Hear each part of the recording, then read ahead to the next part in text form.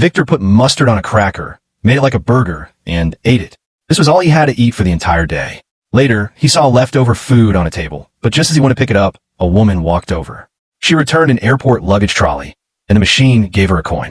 Seeing this, Victor figured out a way to make money. He found 3 empty trolleys around the airport, returned them to the right place, and the machine gave him 3 coins. With that money, Victor finally bought a real burger. It was his first proper meal since being stuck at the airport.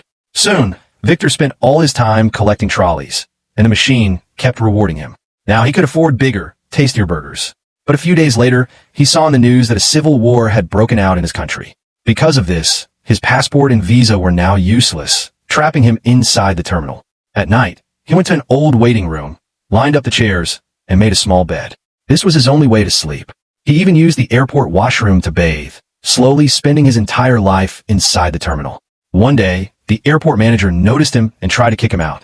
They even hired a new employee just to collect trolleys, destroying Victor's only source of income. To survive, Victor looked for a job at the airport, but without a visa, no one would hire him. Suddenly, he noticed a broken wall. Having worked as a construction worker before, Victor stayed up all night and completely fixed it. When the contractor saw his work, he was highly impressed and hired Victor on the spot. Finally, Victor had a source of income. Sometime later, a tourist from Europe panicked at the counter. No one could understand his language, so the manager called Victor to translate. It turned out the tourist was carrying medicine for his sick father, but without a permit, he wasn't allowed to take it out of the country. The tourist fell to his knees, begging the manager for help, but the manager ruthlessly refused.